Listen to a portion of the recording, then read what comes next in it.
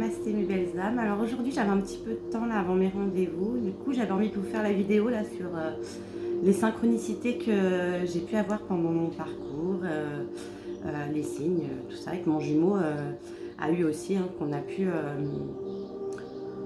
attendez, c'est un peu fort. Qu'on a pu comparer entre guillemets, en discuter ensemble quand on se parlait ou même après quand on s'est retrouvés.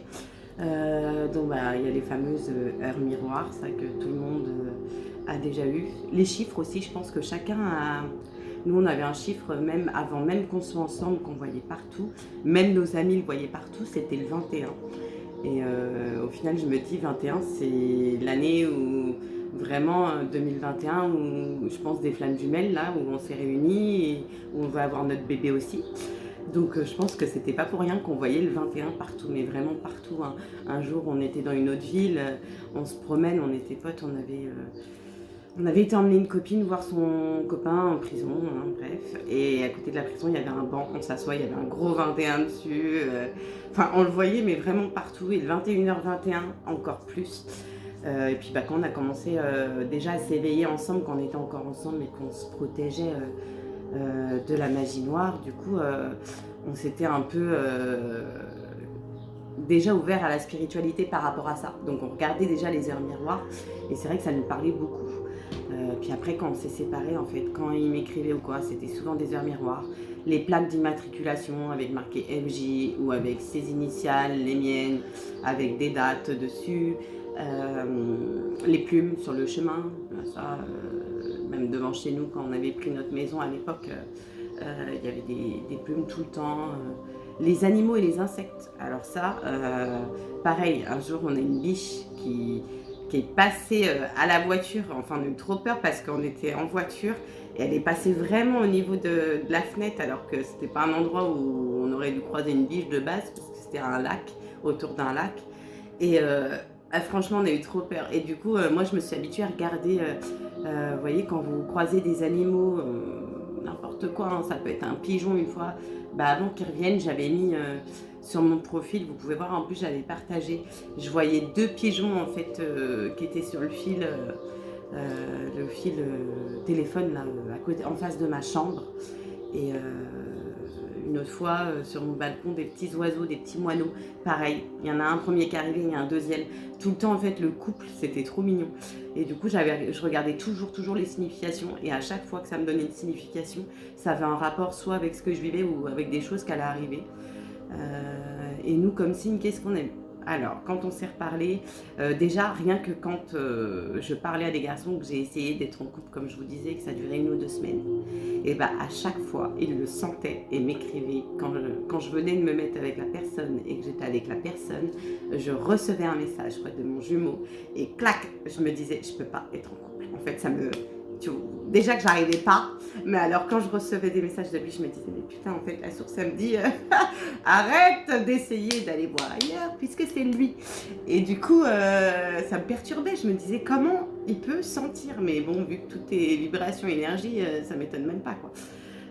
On a vu quoi? On s'est ouvert la tête en même temps, à la même période, l'été dernier. Bon, pas du tout dans les mêmes circonstances. Moi je m'étais même dit, comment je peux m'ouvrir la tête? C'est pas la première fois, moi c'est un truc tout con, hein. Je faisais le ménage, donc j'aère le matin, je ramasse un truc dans la chambre à mon fils qui traîne, et clac, en relevant la tête je me prends la fenêtre. Mais ça m'est arrivé 10 000 fois dans ma vie de me prendre un coin de fenêtre. J'ai jamais saigné, pissé le sang. Là je pissais le sang, mais ça s'arrêtait pas, comme si vraiment on m'avait roulé sur la tête, qu'on m'avait piétiné la tête. Et du coup j'ai compris que quand je l'ai revu, et que du coup on s'est raconté, des gens s'est montré nos snaps et tout, qu'est-ce que t'as fait, on s'est pas vu, nanana. Donc le coup de lui s'était fait vraiment piétiner la tête et il a une grosse cicatrice. Lui, moi j'ai pas de cicatrice, parce que du coup c'était juste, ça saignait, mais beaucoup, et j'ai même pas eu besoin d'un point, ils m'ont juste mis de la colle et j'avais mal, mais comme si voilà, pas comme un coin de fenêtre, parce que ça m'a duré 2-3 jours où j'avais un mal de tête. Je dis, mais c'est pas possible, on dirait qu'on m'a... Et je disais, on dirait qu'on m'a écrasé la tête, qu'on m'a piétiné la tête juste pour un coin de fenêtre. Et lui s'était fait piétiner la tête dans une bagarre, et il avait la gueule défoncée, bien en sang. Donc ça, de toute façon, les douleurs, des fois qu'on peut ressentir et qui viennent d'un coup, et on a remarqué que souvent, c'est pas nos douleurs. Lui, il peut ressentir les miennes, moi, je peux ressentir les siennes. Souvent, moi, d'ailleurs. On a eu quoi d'autre? Oui, quand on a regardé nos snaps, un truc tout con, j'avais pris en snap parce que j'avais une libellule chez moi, mais énorme. Et lui, il avait un snap d'une libellule aussi, où il était dehors à Marseille. Il avait pris une libellule en photo. C'était à la même période aussi. Qu'est-ce qu'on avait eu d'autre? Il y en a eu tellement que je sais même plus en fait. Parce que c'est des trucs tout cons en plus. Donc, on a eu quoi d'autre? Bah, je sais plus. Euh, Après, quand on s'est revus aussi, on a eu la télépathie. Non, mais alors ça, on s'est tapé un fou rire. Un truc à la con. Parce qu'en fait, j'ai un défroisseur, vous savez, pour mes vêtements. Et en fait, je le mets sur le rebord de ma fenêtre, le défroisseur, un jour. Et j'étais pas encore retournée avec lui. Hein. Et en fait, je défroisse mon linge. Et avec la vapeur, je vois qu'il y a Mini, en fait, sur ma fenêtre. Avec la vapeur, ça devait être un ancien sticker, vous savez, ça devait être une chambre d'enfant il y a longtemps. Et en fait, quand on met de la vapeur, ça ressort. Et du coup, ah, je vous raconte, mais je suis mort de rire de m'en rappeler. Et du coup, un jour, c'est pas le premier week-end qu'il est revenu, c'est le week-end qu'on est parti à Marseille. Avant de partir à Marseille, donc vraiment quand il a pris sa décision de revenir définitivement, parce qu'il est revenu le 7 novembre, pardon. Le 7 novembre, il est revenu pour la première fois, il m'a rappelé, il est revenu. Et le 27, donc entre le 7 et le 27, il faisait comme avant. Moi, du coup, je lui ai dit, écoute, c'est soit. Enfin, en fait, je pense que la source, voilà, elle voulait vraiment. C'est pour ça que je dis tout le temps à mes féminines, en guidance, en conseil, quand je vous coach et tout, que c'est important de s'imposer, de se respecter. Parce que si tu acceptes toujours ce qu'il te donne, de faire des va-et-vient, des tierces, des machins, bah lui, il est bien dans son petit confort. Moi, je me suis imposée. J'ai dit, écoute, tu veux me donner cette vie-là ? Très bien, bah tu te la donnes tout seul, ce sera sans moi. Moi, j'ai trouvé mon équilibre, je me suis soignée, je me sens bien, j'étais bien avant que tu reviennes, je rencontrais des gens, j'allais rencontrer, donc je lui ai fait peur, c'était pas vrai. Mais je parlais avec quelqu'un, mais c'était juste comme ça, on parlait de spiritualité, je voulais pas du tout me mettre en couple avec lui. Je lui ai dit, moi j'ai rencontré quelqu'un qui est comme moi, qui est lié à la spiritualité, non mais... Et puis j'ai bien... Vous voyez, j'ai bien accentué pour lui foutre les boules, quoi.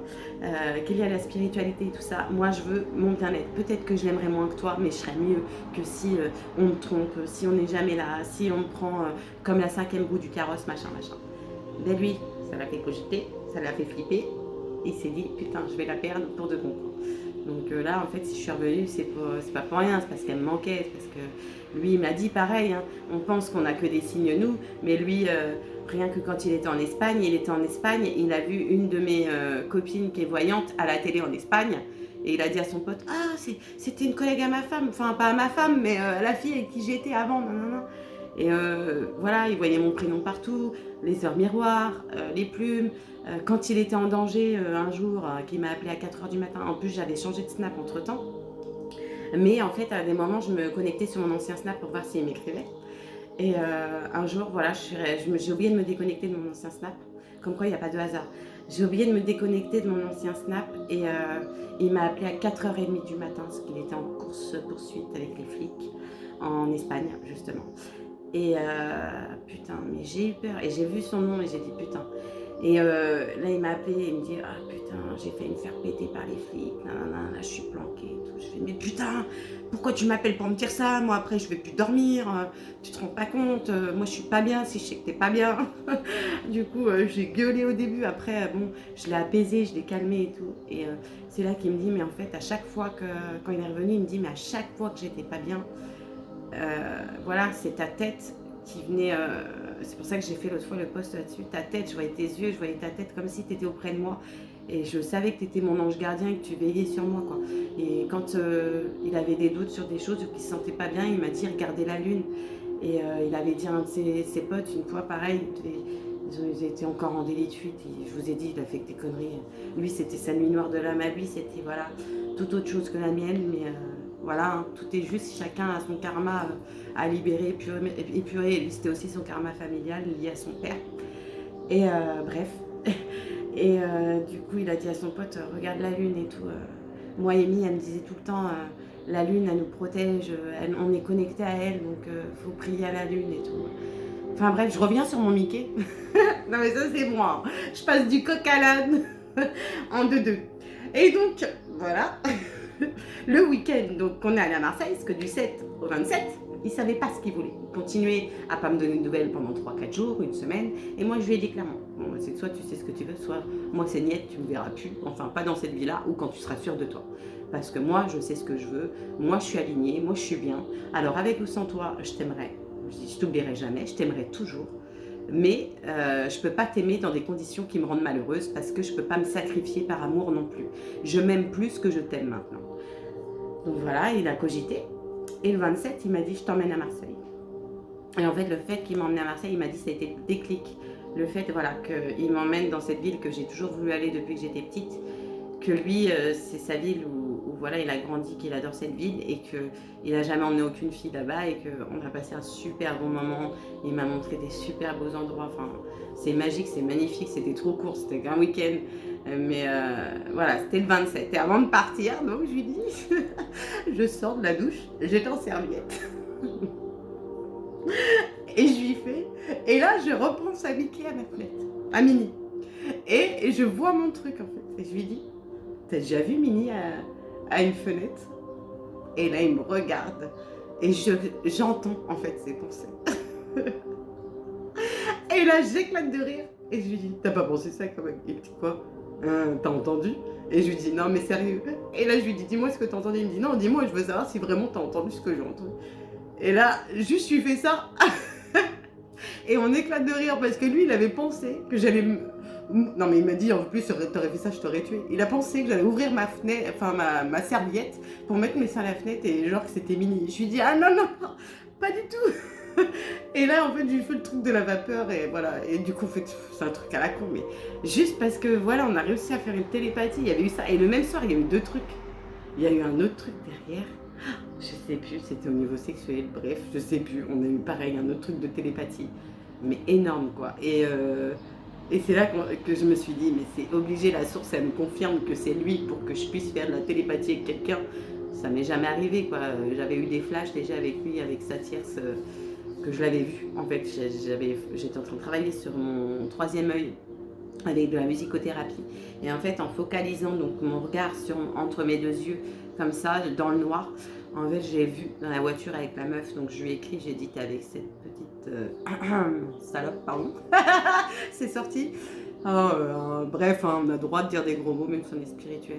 Et il m'a dit non, pas du tout. Et elle m'avait écrit 2 semaines ou 3 semaines après, en me disant, comment t'as su ce soir-là que j'étais avec lui dans la voiture, t'étais là? Je dis, ouais, j'étais là sans être là. Je dis, tu comprendras plus tard, mais moi, je vois tout, en fait. Je n'ai pas besoin d'être là, je vois tout. Ça l'a fait flipper, la gamine. Bah, et peur, ouais. Sinon, je sors mon balai magique et tu vas la sorcière.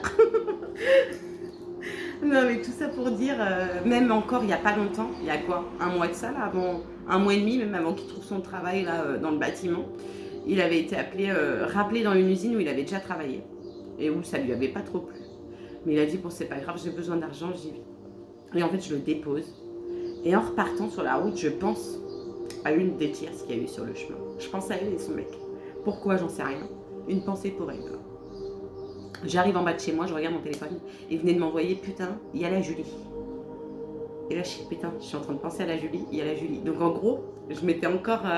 je ressentais encore ces émotions parce qu'il m'a dit, t'aurais vu mon message tout de suite là au bout du chemin, tu serais revenu me rechercher, je voulais pas travailler avec elle. Parce que moi, il m'a dit, c'est hors de question, j'accepterais pas que tu sois toute la journée avec quelqu'un qui a eu tromperie entre guillemets, quoi. Donc non, pour respect pour toi et pour pas qu'on s'embrouille, que ça remonte des peurs et de l'ego et tout, moi je veux pas, tant pis, je trouverai du travail ailleurs. Et effectivement, il a trouvé du travail dans ce qui lui plaisait, en plus dans le bâtiment après. Hein. Surtout que son chemin de vie, c'est bâtisseur. Donc voilà, il n'y a pas de hasard. Et voilà, après j'en oublie peut-être parce que il y a tellement de choses, mais sachez qu'en fait, la source, elle est toujours là, elle veille toujours au grain. Et sachez que plus on est en séparation, parce que nous, depuis qu'on est réunis, on en a, mais sans trop en avoir. C'est plus quand il est au travail, la dernière fois qu'il était en garde à vue. Voilà, en fait, c'est quand tu es en séparation, la source t'envoie des signes et tout. Après, quand on est tout le temps ensemble, bon, bah forcément, si, il y a des signes, on a toujours des heures miroirs, j'en ai tout le temps, tous les jours. Des plumes, ça m'arrive aussi. pardon, des anges, ou quand je demande un signe à mes anges, j'ai soit quelque chose dans le ciel, soit un panneau publicitaire qui me donne un message, soit une carte qui tombe, que je retrouve sur le canapé. Il me dit, tu fais exprès? Bah non, je fais pas exprès, j'ai pas envie de perdre mes cartes. Et parce qu'il y a encore 2 jours, ma fille, elle a trouvé une carte en dessous et c'était marqué destin, tout est écrit. On m'a dit c'est magnifique. Et c'est là qu'il m'a dit tu fais exprès. Je dis bah non, non, en plus c'est mon nouveau jeu, j'ai pas envie de perdre mes cartes, que mon chat il a bouffé mes écouteurs déjà, c'est super pour faire mes séances. Ouais, tu peux me regarder, c'est me bas. Et voilà. Et du coup, plus vous êtes en séparation, plus vous aurez des signes. Donc on se dit des fois c'est moi peut-être qui cherche les signes. Non, tu les cherches pas les signes, ils viennent à toi, que ce soit les heures miroirs, que ce soit les plaques, que ce soit les initiales, son prénom. Moi son prénom, Mac. C'est pas un prénom commun. Bah non, je vais à Saumur chez voir mes petits frères, je vois un magasin, Mac, je sais plus quoi. Je dis, c'est pas possible. Après je vais à Jouer Club, je vois le car de Cars, il s'appelle, le camion Cars, il s'appelle Mac. Enfin bref, même quand je regardais les Serial Max, ben, j'enlevais les 2 S et je me disais, sans les S, c'est Mac. Et tout ça pour dire, voilà, il y a plein de signes. Et vous n'êtes pas folle, ces signes, il faut les comprendre. Les rêves, ah oui, les rêves, j'allais oublier les rêves. Moi, j'ai pas su, entre guillemets, qu'il allait revenir. Mais si je me serais plus écoutée, je l'aurais su. Parce que une semaine avant qu'il revienne, j'ai fait un rêve. Donc lui, il a rêvé. Il a rêvé que je couchais avec quelqu'un. Et effectivement, j'ai couché avec cette personne. C'est ce qui a débloqué aussi je pense que c'est ce qui a débloqué qu'il revienne. En fait, l'énergie l'a trop attiré. Et c'était aussi ce qui devait, en gros, entre guillemets, équilibrer le karma par rapport à ce qu'il m'avait fait. Il fallait aussi que ce soit équilibré. Enfin, moi, je le vois comme ça, c'est ma vérité, chacun sa vérité. Moi, je le vois comme ça parce que je sais même pas pourquoi j'ai fait ça. J'étais bourrée.